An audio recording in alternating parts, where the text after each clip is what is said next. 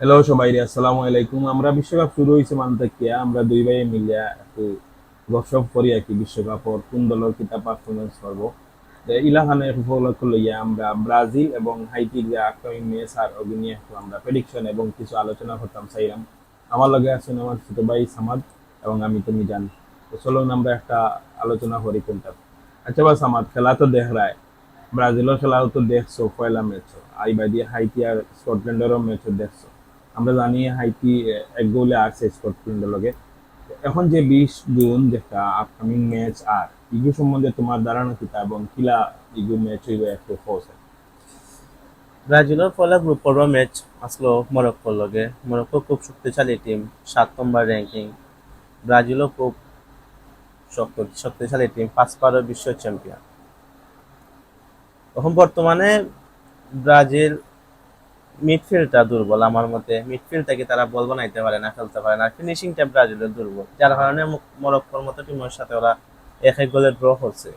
আর সামনে ম্যাচ আছে ওদের হাইতির সঙ্গে শনিবার সকাল 6:30টার সময়। আপনার সবাই কিন্তু দেখবা। আর আমি আমার প্রেডিকশন জানা দেই ম্যাচের রেজাল্ট কি হইব। আমার মতে ব্রাজিল হাইতির লগে ফাইটিং একটা ম্যাচ হইব। প্রথম দিক দিয়ে ভিনিসিয়াস খুব ভালো ফর্মে আছে, ফার্স্ট ম্যাচ দেখলাম। আবার রাফিনহা বার্সার মতো ক্লাবও খেলে, বড় পারফর্মার। তারপরেও রাফিনহা কেন বিশ্বকাপে আসলে বা টিমের সাথে আসলে জ্বলে উঠতে পারে না। তো আমার মতে যদি ব্রাজিলের ডিফেন্স মারাত্মক, মিডফিল্ডার কিছুটা দুর্বল, প্লেয়ার ভালো বাট কিছুটা দুর্বল। ফুটবল আছে আর কিছুটা। ফরওয়ার্ড ভালো আছে, ভিনিসিয়াসের মতো প্লেয়ার আছে, রিয়ালে খেলে, রাফিনহা আছে, বার্সায় খেলে।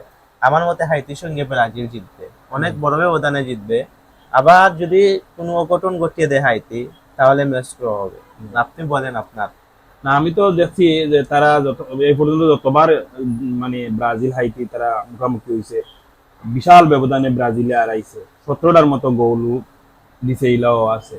এবং দেখা যায় যে তারপরও হাইতিরও মানে একজন খেলোয়াড় আছে, তার উইলিয়ামস ইন্দোরস, যে সান্ডারল্যান্ডে খেলায়। আর একজন আছে, তার নাম হইল তার যে ক্যাপ্টেন, যে হে তারা সর্বকালের গোলদাতা হওয়া, যে 44টা গোল দিছে এই পর্যন্ত। তো সব মিলিয়া দেখা যায় যে একটা শক্ত ম্যাচ হইব। তারপরও ব্রাজিল তারার যদি ছন্দ ফিরি যায়, তাইলে কিন্তু তারা গোলের রেকর্ড বন্যায় বসায় দিতে পারে। বিশেষ করে নেইমার তো আমরা জানি তারার মানে কি প্লেয়ার, কিন্তু দেখা যাচ্ছে নেইমার অসুস্থতার কারণে, মানে ইঞ্জুরির কারণে এখন বেনিসিয়া তার ইয়ে করে। তো আশা করি দেখা যাবে একটা শক্ত ম্যাচ হইব। আর আমরা সবে দেখবা আমরা যে নেক্সট ম্যাচ আর ব্রাজিল এবং হাইতির। সেই পর্যন্ত মালা থাকবা। আর আপনার